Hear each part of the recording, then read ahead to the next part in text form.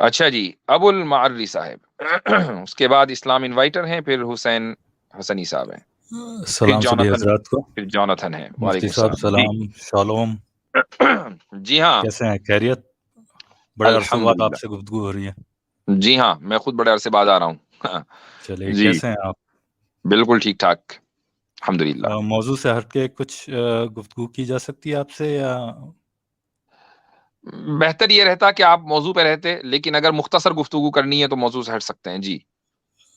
मेरा एक ही टॉपिक रहता है आपके पास जब भी आता हूँ, तो मोस्टली मैं फिलोसफिकल आर्ग्यूमेंट्स और किसी खालिक के कायनात के एग्जिस्टेंस के ऊपर ही अ, सवाल करता हूँ। जी। तो लास्ट जो आपसे मेरी बात हुई थी, उसमें मैंने आपसे एक सवाल पूछा था और उसमें आपने जवाब भी दिया था, तो मैं आपको थोड़ा सा याद दिला देता हूँ। मैंने सवाल आपसे ये पूछा था कि ये जितनी भी आप फिलोसफिकल आर्ग्यूमेंट्स, आपने मेरे ख्याल से दो बताई थी। सॉरी, कॉस्मोलॉजिकल आर्ग्यूमेंट और आपने आर्ग्यूमेंट फ्रॉम कंटिंजेंसी, आपने मेरे को कहा था कि ये आपकी दो मोस्ट हुँ, प्रोमिनेंट आर्ग्यूमेंट्स हुँ, हैं। हुँ, मैंने इनके मुतालिक आपसे एक सवाल किया था हुँ, कि क्या अगर ये आर्ग्यूमेंट्स आपके सामने वीक हो जाती हैं, या किसी तरह से शो किया जाए कि दीज आर वीक आर्ग्यूमेंट्स, तो क्या आप अपना स्टांस चेंज कर देंगे? क्या आपका हुँ, ईमान थोड़ा सा कमतर हो जाएगा? हुँ, आपने इसका जवाब दिया था कि नहीं।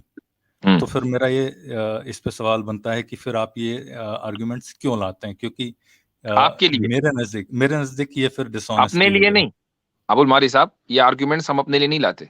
नहीं, और मैं फिर बताऊं फिर आप आपको, ये आर्ग्यूमेंट्स तो मुझे भी 2-4 साल के अंदर अंदर ही पता चले हैं। ठीक है, मैं तो मोमिन अल्हम्दुलिल्लाह बहुत पहले से हूँ।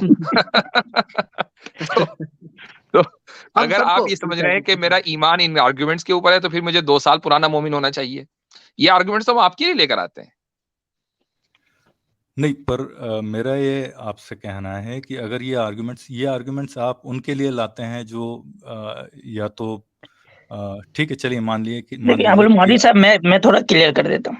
हमारे लिए प्रायोरिटी है ईमान, जिसको हम खबर के जरिए बस नबी मानते हुए हम बात ले आते हैं। मसला है कि हम अपने ईमान को फिलोसफाइज कर सकते हैं या नहीं। तो ये सारी जो चीजें हैं वो हमारा ईमान इन फिलोसफाइजेशन की वजह से नहीं है, बल्कि हमने इसको अपने ईमान को फिलोसफाई किया है आपको समझाने के लिए बस।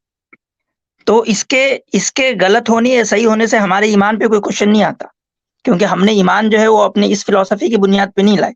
हम ईमान जो है वो नबी को सच्चा मान के लाए।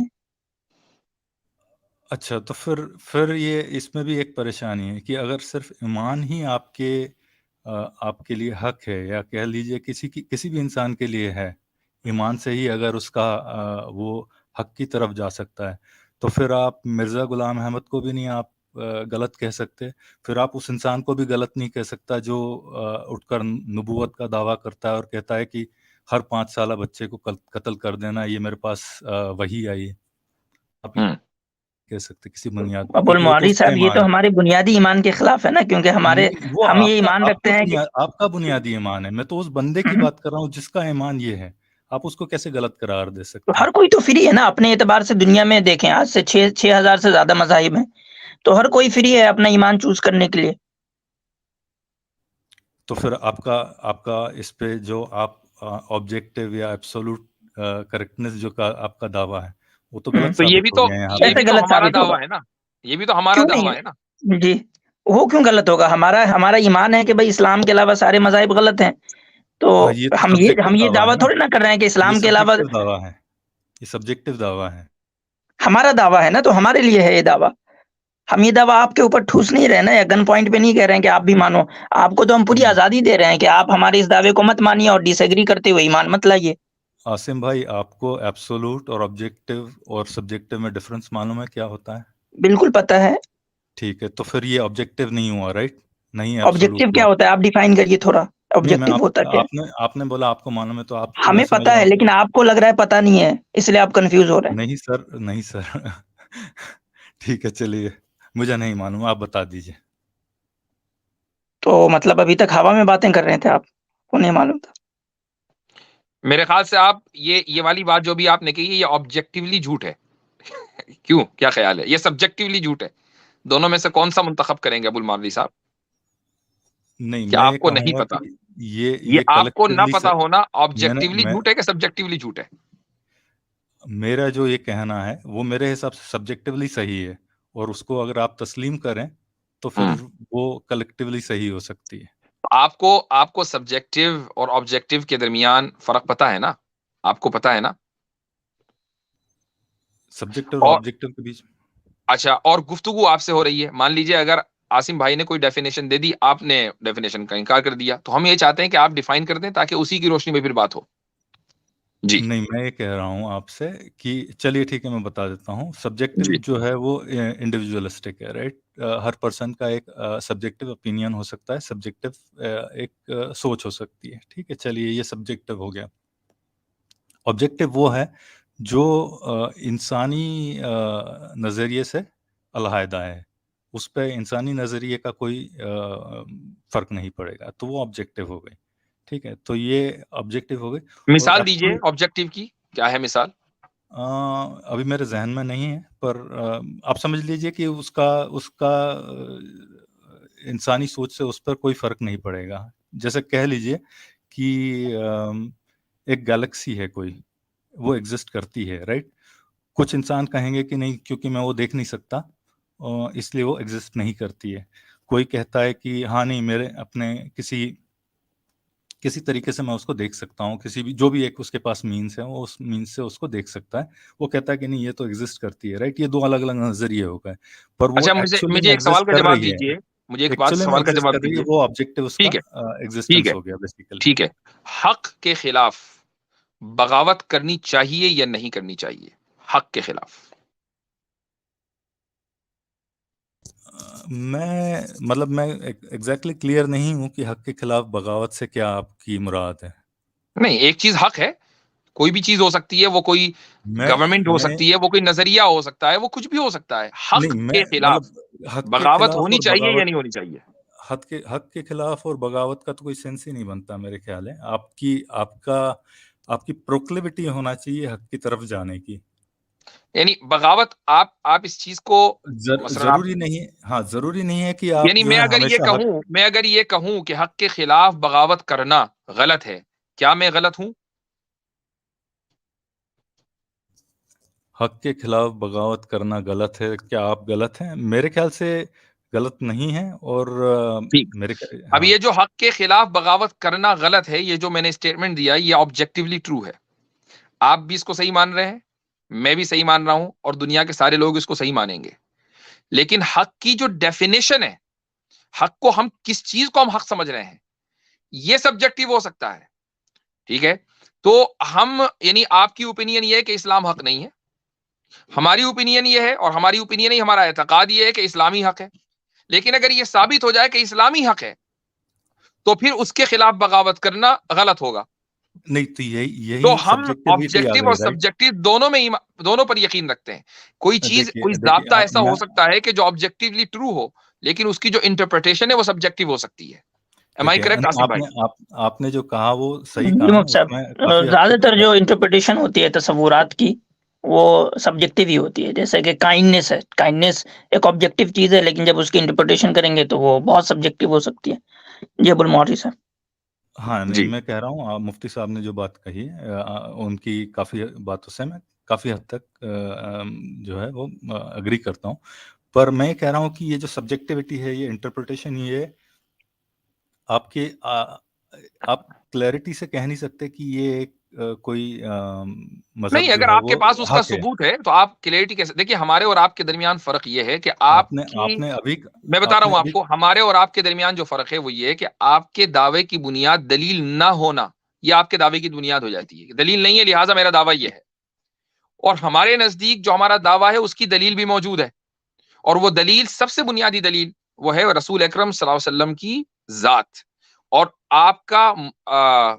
आपका अमीन और सादिक होना, ये सबसे पहली बुनियाद है।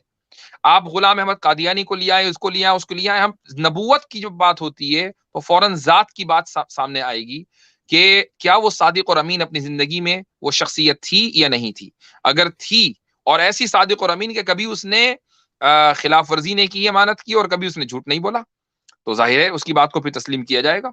इस पैमाने पर आप ले आइए किसको भी ले आना है। नहीं, किसी का सादिक और अमीन होना ये उसकी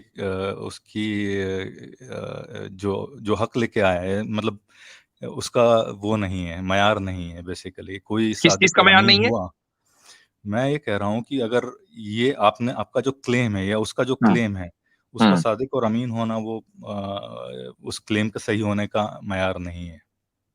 यानी ये मैं कह रहा हूँ।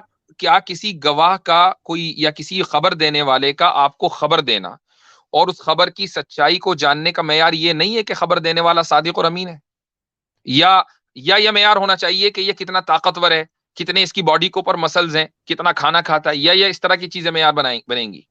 नहीं, देखिए, ये कोर्ट ऑफ लॉ में तो ये चीज चल सकती है, राइट? आप जो कह रहे हैं वो बिल्कुल इवन सही है कि फिलोसफी कोर्ट में ऑफ भी लॉ यही में। चलती है, ना सिर्फ कोर्ट ऑफ लॉ में, नहीं, फिलोसफी में भी यही चलती है। फिलोसफी में मुफ्ती साहब, फिलोसफी में जो है वो फिर एविडेंस की बात आ जाएगी, बिकॉज क्लेम्स, जैसे डेविड ह्यूम ने कहा है आपको कि अच्छा, हाँ, और ह्यूमेनियन में एनॉर्मिटी डेविड ऑफ ह्यूम अ ने, क्लेम और मैं रिक्वायर्स आपको बता एनॉर्मिटी दूं ऑफ कि एविडेंस। आपको हैरत होगी कि मैं डेविड कह रहा ह्यूम हूँ ने कि ही, एनॉर्मिटी, सुन लीजिए एविडेंस एक उतना ही मिनट वेटेज जाइए, चाहिए। एक मिनट, आई ठीक है, स्टॉप यू चलिए हियर। देखिए, चलिए। दो स्कूल ऑफ थॉट हैं, reductionism and non reductionism. David Hume जो है वो रिडक्शनिस्ट है, और ये फिलोसफी की बाकायदा एक पूरी बहस है। और इसका मतलब ये है कि अगर कोई आदमी के जिसमें आपने कभी झूठ एक्सपीरियंस ना किया हो, अगर वो आपको खबर दे, तो उसकी वो ये सोर्स ऑफ इंफॉर्मेशन है या नहीं। डेविड ह्यूम इसको सोर्स ऑफ इंफॉर्मेशन मानता है। जिस तरीके से वो एम्पेरिसिज्म को यानी हवास की बुनियाद के ऊपर जो इल्म है उसको वो सोर्स ऑफ इंफॉर्मेशन मानता है, वो टेस्टिमनी को भी सोर्स ऑफ इंफॉर्मेशन मानता है, बशर्ते कि वो ऐसे शख्स की तरफ से आई हो कि जिससे आपने कभी भी झूठ एक्सपीरियंस ना किया हो। तो जिसका आप हवाला दे रहे हैं वो तो आपके खिलाफ जा रहा है भाई। नहीं, आपने मेरा एग्जाम्पल गलत तरीके से ले लिया और आपने स्ट्रॉ मैन कर दिया उसको। ठीक है, मैं आपको बताता हूँ क्यों। ठीक है, मैंने ये कहा कि enormity of a claim requires an enormous amount of evidence और इक्वली स्ट्रॉन्ग एविडेंस बेसिकली। तो मैंने ये नहीं कहा कि आप वो सादिक अमीन या जो अमीन जो ये बंदा है, ऑब्जेक्टिवली ट्रू है कि सब्जेक्टिवली ट्रू है? ये मयारें जो हमने बनाई हैं, ये हमने over a period of time हमने रियलाइज किया है कि दे हाँ, वो work in favour subjectively of है कि अस। ऑब्जेक्टिवली है? वो कलेक्टिवली कह लीजिए, ऑब्जेक्टिवली तो नहीं नहीं कह सकता मैं उसको। नहीं, ऑब्जेक्टिवली नहीं कह सकते ना, और नहीं, सब्जेक्टिवली आप नहीं ऑब्जेक्टिवली कहना नहीं चाह कह रहे हैं, सकता क्योंकि तो अब ये ह्यूमंस नहीं बनाया है। सब्जेक्टिवली है। मैंने कहा ठीक है, अब ये सब्जेक्टिवली है। आप अच्छा क्या अच्छा, हम रुक जाइए, ऑब्जेक्ट हम रुक जाइए, एक मुफ्ती मिनट, साहब, एक मिनट। मैं किसी अपना पूरा कर दावे लूं का जुमला। बड़े होने का मतलब यह है कि जो दलील है वो भी उतनी ही बड़ी हो। अब दलील का बड़ा होना या उतना मजबूत होना जितना अहम दावा है, ये किस बुनियाद पर आप तय करेंगे? क्या इसके लिए कोई ऑब्जेक्टिव मेयार है, या ये भी इसका मेयार भी सब्जेक्टिव ही है? नहीं, इसका मयार देखिए, क्लेम जो है वो सुपरनैचुरल का है यहाँ पे, राइट? या किसी एक किताब के सही होने का है या किसी नबूवत के दावे का है, तो आपको उतना ही बड़ा क्लेम चाहिए, राइट? किसी ने गारे हीरा में देखा नहीं, राइट, कि क्या हुआ हुआ वहां पे, राइट? वो जो आप कह रहे हैं ना, हमारे किसी पास ने उतना बड़ा क्लेम नहीं, उससे भी बड़ा क्लेम का मतलब एविडेंस, उससे क्लेम से जितना बड़ा क्लेम है उतना ही बड़ा हमारे पास एविडेंस है। वो आपके नजदीक नहीं है, तो इसलिए मैं पूछ रहा हूँ उसका मेयार क्या है, उसको कैसे जज करेंगे? हम तो कह रहे हैं कि उतना ही बड़ा है, आप नहीं मान रहे हैं। अब उसका कोई हाँ, मुझे ऑब्जेक्टिव मेयार दे दे। फिर ये हमारी सब्जेक्टिविटी आ गई ना इसमें। आपके लिए सब्जेक्टिवली वो बहुत बड़ा एविडेंस है, मेरे लिए हाँ, सब्जेक्टिवली वो एविडेंस जो है वो उतना बड़ा नहीं है, राइट? तो क्या आप उसकी बुनियाद पर हमें मुस्तरद कर सकते हैं? नहीं, मैं ये कह सकता हूँ कि मैं तो आपसे नहीं कह रहा हूँ कि, पर मैं ये कह रहा हूँ कि आप उसको 100% कैसे मान सकते हैं, राइट? 100% तो फिर उसके लिए तो बहुत स्ट्रांग एविडेंस चाहिए, राइट? फिर तो अरे, आपको फिर वही बात हो गई, बात कितना तो हो गई स्ट्रॉन्ग? अबुल पॉजिटिव मौलवी डिडक्शंस साहब, पे आपको ये जाना हमारे पड़ेगा। पास तो स्ट्रांग एविडेंस है। आप सवाल ये है, हमारे पास जो स्ट्रांग एविडेंस है वो आप उसको स्ट्रांग नहीं मान रहे हैं, तो मत मानिए, आपको इख्तियार है। नहीं, लेकिन फिर मेरा सवाल आप आगे बढ़ के ये भी कहते हैं कि नहीं भाई तुम भी मत मानो। प्रॉब्लम यहाँ हाँ, आ रही है। नहीं, अभी अभी आपने कहा ना कि आसिम मुझे भाई, इससे प्रॉब्लम है कि यार आप आप 100% कैसे मान रहे हो? मेरे को स्ट्रॉमैन पे स्ट्रॉमैन किए जा रहे हैं। देखिए, नहीं मेरा ये नहीं नहीं है नहीं, कि ये आप आपके नहीं अल्फाज माने। है अबुल मौलवी नहीं, साहब, ये आपके आपकी अल्फाज हैं। बात आसिम सही, भाई, एक आपकी मिनट, बात मैं आप पर रिवर्स कर मैं रहे अपना हैं जुमला पूरा करूंगा तो अब आप समझेंगे ना। अगर मैं जी। जुमला ही नहीं पूरा कर पाऊंगा तो फिर आप गुफ्तगू करने का फायदा ही नहीं है ना। जी, मैं आपसे ये कह रहा हूँ कि 100% कॉन्फिडेंस जो आप दिखा रहे हैं वो 100% नहीं होना चाहिए। बस मेरा यही इतना ही क्लेम है, राइट? एग्जैक्टली। तो क्योंकि चूंकि उसकी वजह क्योंकि ये है, उसकी क्योंकि वजह इसमें आप ये दे रहे हैं, चूंकि जो इस एविडेंस हम दे रहे हैं वो आपके नजदीक उतना इनॉर्मस नहीं है जितना बड़ा क्लेम है, राइट? यही तो वजह है ना। बिल्कुल बिल्कुल। ठीक, वो आपके नजदीक हुआ ना, हमारे नजदीक वो उतना ही बड़ा है। जितना बड़ा क्लेम है, लिहाजा हमें उतना ही ईमान है जितना होना चाहिए, और हम इस चीज को आप पर नहीं थोप रहे हैं, आप हम पर थोप रहे हैं, जबकि आप खुद मान रहे हैं कि ये सब्जेक्टिव है। ठीक है, चलिए मान लिया आपने अपना ईमान जो है वो एक एविडेंस की बेसिस पे 100% कर दिया, तो अब इस एविडेंस की बेस पे जिसको आप 100% मान रहे हैं, आप किसी उस बंदे को गलत नहीं ठहरा सकते जो कहता है कि हर 5 साला बच्चे का कत्ल कर देना चाहिए क्योंकि मेरे खुदा ने मुझे कहा है, राइट? अब आप उसको ऑब्जेक्टिवली गलत नहीं कह सकते, मेरा यही कहना है, क्योंकि जिस तरह से आपने अपने ईमान को तस्लीम करके और हाँ। ये अकीदा बना लिया है।